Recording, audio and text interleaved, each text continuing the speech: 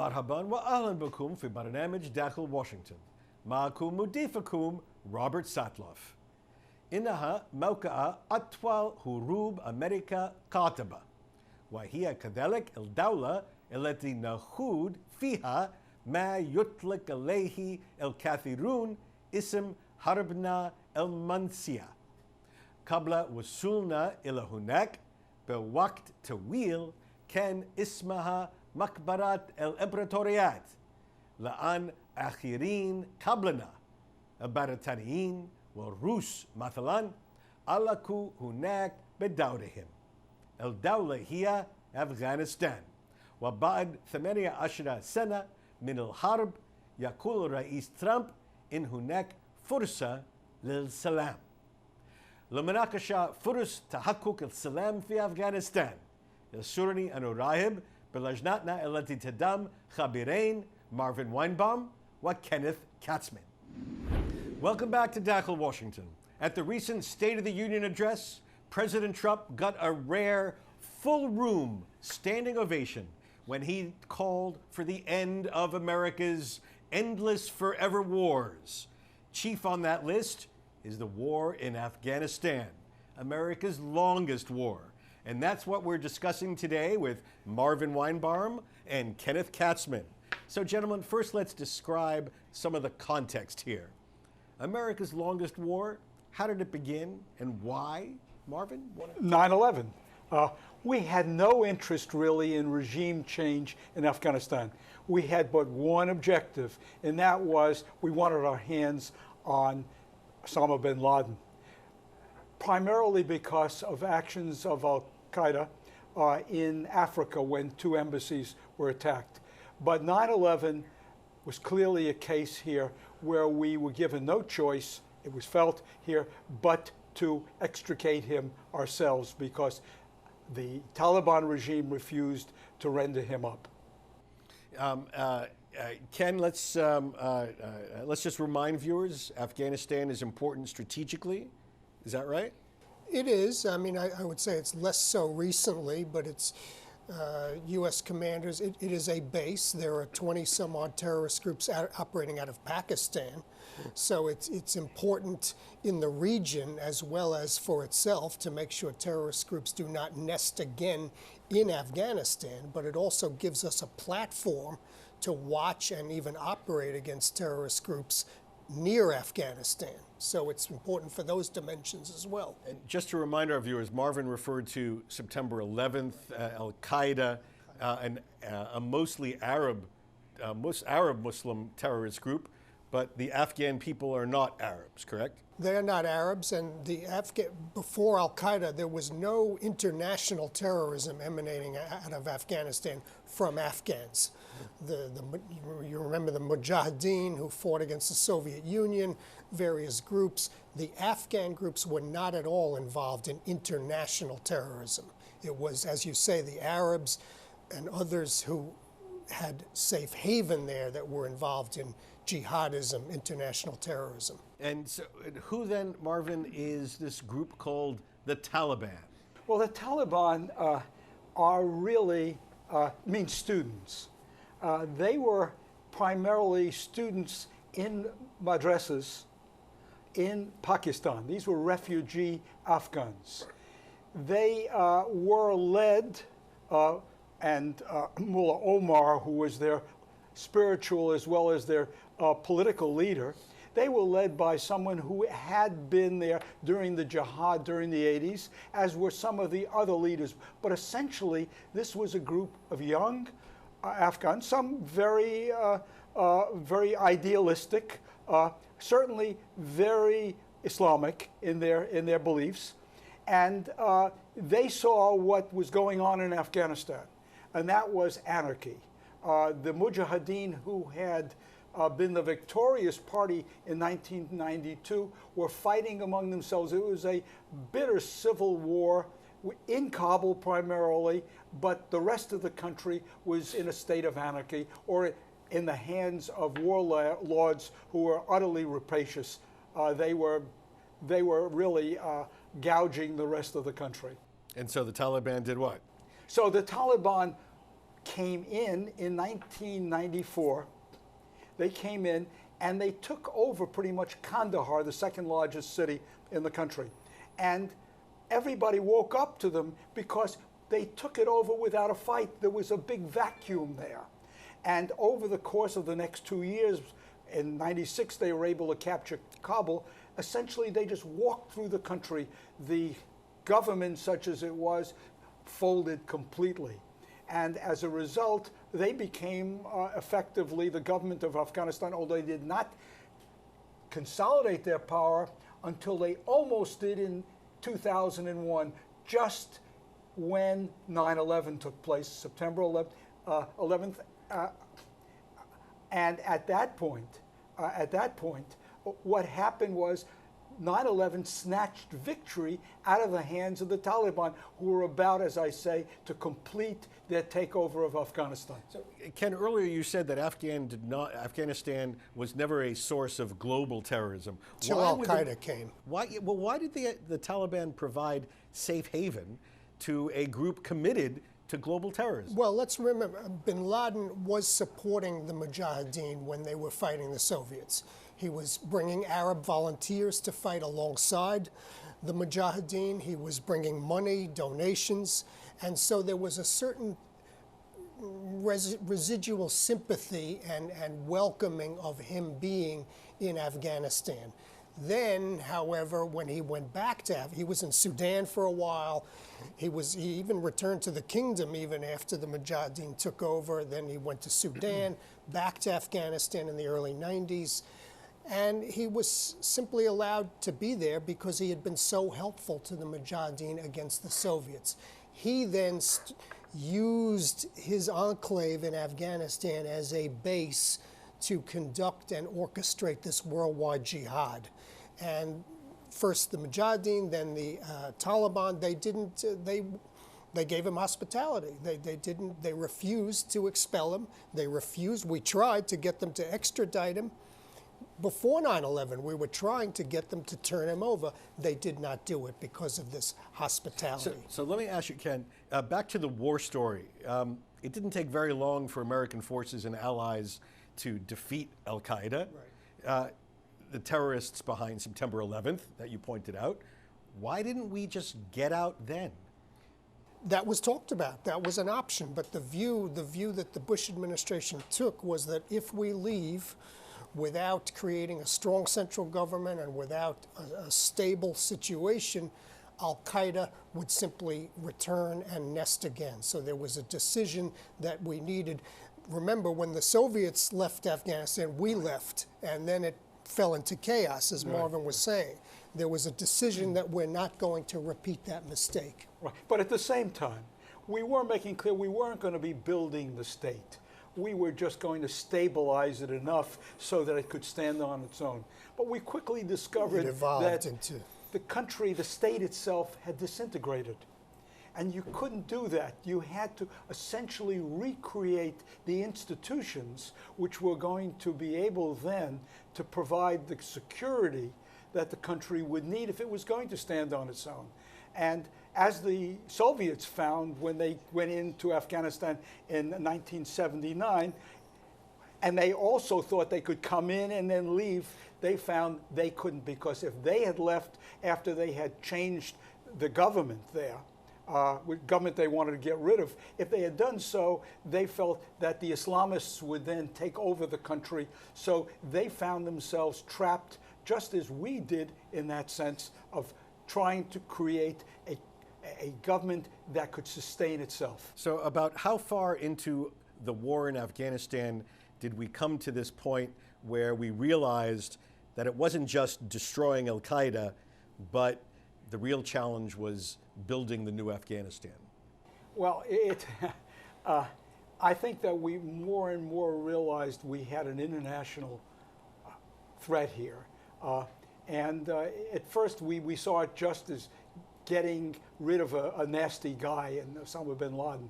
But we recognized at that point, because remember, but 2000, approximately at when? 2003 we go into Iraq. Right, for sure. And that's critical here, because our plan here for how we were going to sustain the country was based on our having a active presence there. But once we decided to go into Iraq, all of the steam took out of our attention to Afghanistan. And so we sort of tried to do it on the cheap with a small footprint.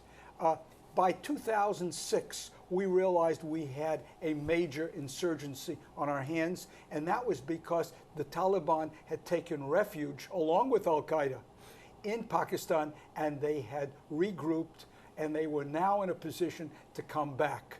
So we were then caught with the fact that we recognized this wasn't a wiping up operation. This was a sustained terrorist threat to Afghanistan. And ultimately, we recognized by 2006 and 7, particularly 7, when a Taliban formed in Pakistan, that it was more than Afghanistan. It also involved Pakistan. And Pakistan is the big fish here, because Pakistan has nuclear weapons and 200 million people. Okay, I would say there was a decision fairly early on that we needed to nation build, even though there was initially a resistance to nation building. There was a decision, and the Bonn Accords that formed the post-Taliban government did call for a very strong central government, which Afghanistan has never had. The way Afghanistan has always worked best is with a very decentralized, where the provinces have a lot of power, the governors of the provinces. The Constitution provided for a very strong central government, and we're still wrestling with that today, because as we see, there is resistance in the outlying areas to strong central authority. There's always been that in Afghanistan, and we're still wrestling with it. And obviously, this is what's causing, I think, Mr. Trump to want to say that we need to wind down our presence. Okay, when we come back after the break, we're going to look at the evolution of the war and where we are today. And are we truly on the cusp of peace? In just a moment.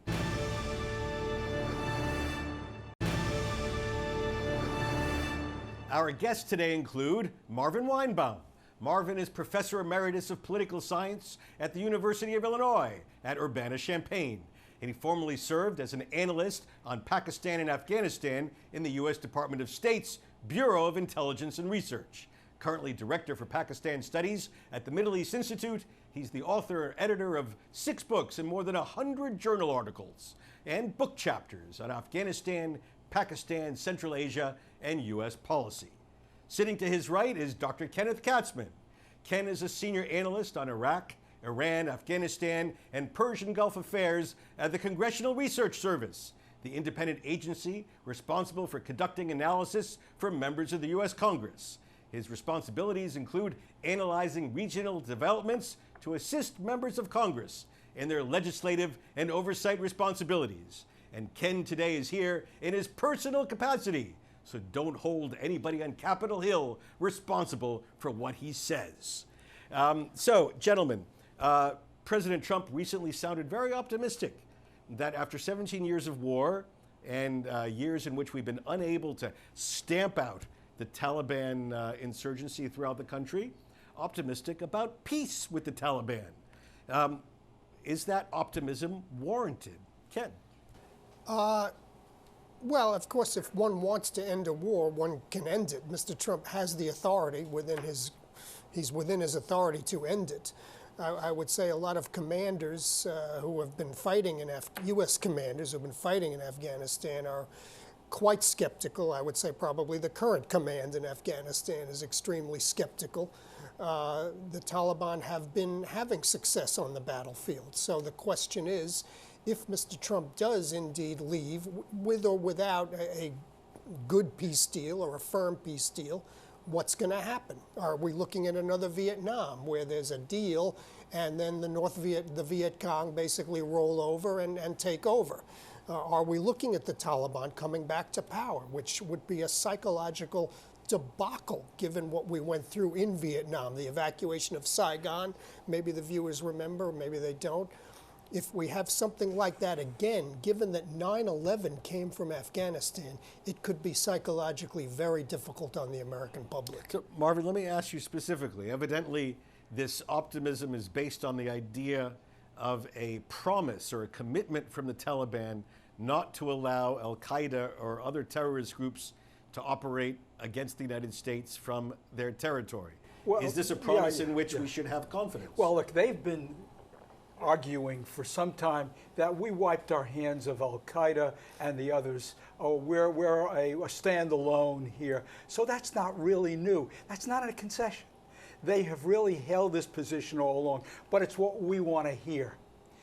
Because given our reasons for going in, if terrorism is not going to emanate from the region, then why should we be there? Look, the American public has lost patience with the war, understandably. But I think that what is necessary here is realism. And I think this is what Ken is talking about.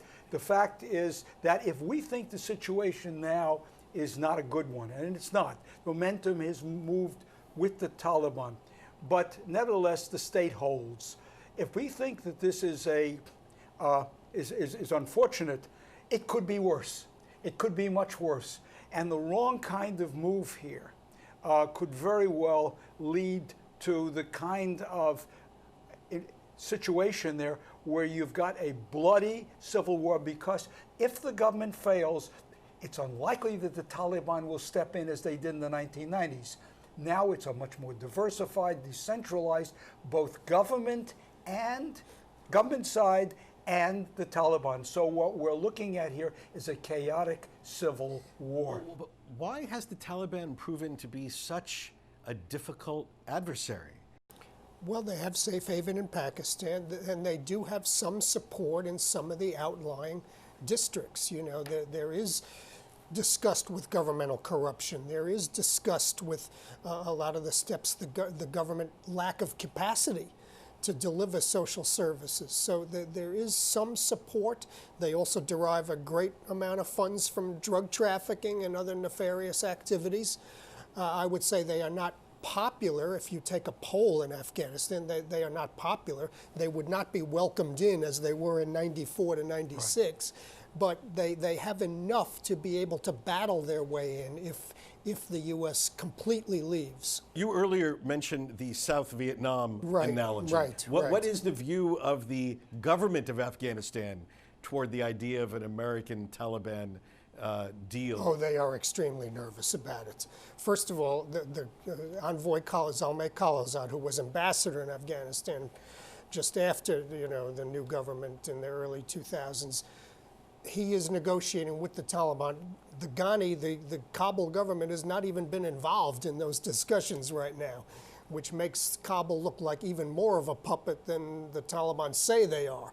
They are very nervous about a complete U.S. withdrawal. Now a drawdown we can talk about. You know, if the U.S. were to go from 14,000 troops down to even as few as 5,000, one can make an argument that that's enough. The U.S. capability is so good and so proficient that even a modicum of U.S. force still in Afghanistan could be enough to prevent a Taliban takeover. Let me just add, yes, Ken, plus air power. Plus air, this right. is the crucial element here.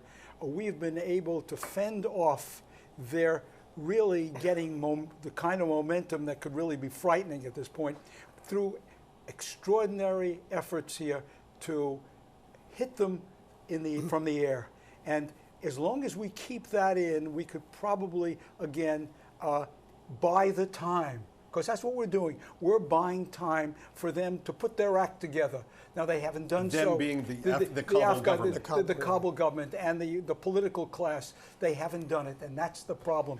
If they had been able, we can't have reconciliation with the Taliban until there's reconciliation within the government and the political class. And right now they're fighting one another almost as bitterly as they're fighting the Taliban. And we have air power all around Afghanistan. We have Al Udeid Air Base in Qatar that we use. We have Al Dhafra in Abu Dhabi that we use. We can use air bases in Kuwait. We have plenty of air capability that do not depend at all on U.S. troops actually being on the ground in Afghanistan.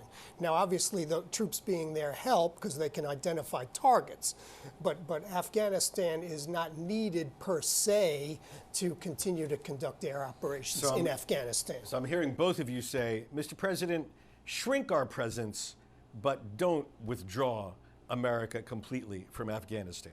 No, and unfortunately, the Taliban make that as the main argument. They want the foreign forces out. Why? Because then they can walk in. Because they can win. Then they can win, sure. All right, Marvin, Ken, thank you so much for helping to explain to our Arab viewers the American policy debate on our longest war. Look, the administration is currently really hiding their head rather than dealing with the gross human rights violations of Jamal Khashoggi and others. So the U.S., by not taking those human rights issues seriously, is committing a grave mistake. And I think there's a bipartisan belief of that in the Foreign Relations Committee and a desire to do something about it. It seems such a long time ago, 2001, 18 years. That's when al-Qaeda terrorists hijacked 4 airplanes and using them as weapons of death to kill 3,000 people in New York, Washington, and Pennsylvania. The hijackers were Arabs, but the headquarters of their terrorist organization was not in the Arab world, it was in Afghanistan. To retaliate against al-Qaeda meant fighting in Afghanistan.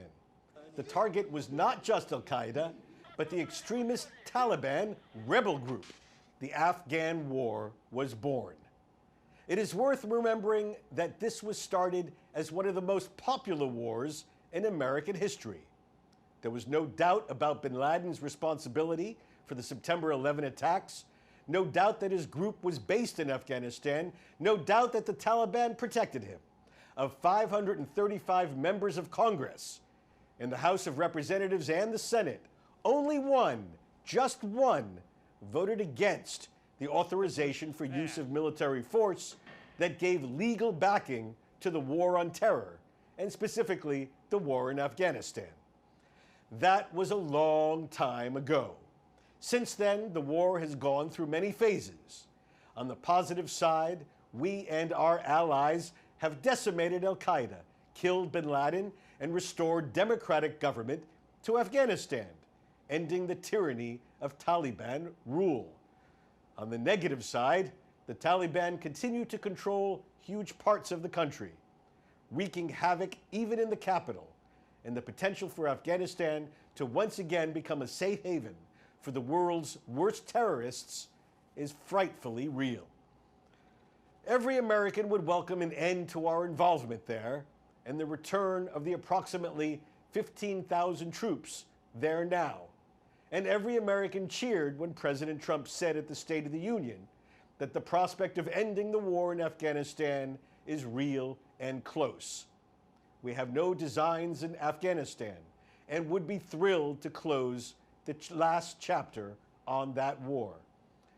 But let's make sure our departure honors the valor and sacrifice of the soldiers who were killed or wounded over the past 17 years. Let's make sure we only leave on terms that ensure, beyond doubt, that we will never again have to fight another day in that country. Only that is a departure worth fighting for, and a departure we should celebrate. بهذا نصل إلى نهاية هذه الحلقة من برنامج داخل واشنطن. إذا كانت لديكم أي استفسارات أو تعليقات حول هذه الحلقة، وخاصة حول أطول حرب في التاريخ الأمريكي، وهي الحرب في أفغانستان، أرجو أن تتواصلوا معي عبر تويتر على هاشتاغ Inside Washington أو أن تراسلوني مباشرة على @RobSatloff. سأراكم الأسبوع المقبل، وإلى أن ألقاكم شكرا لكم وإلى اللقاء.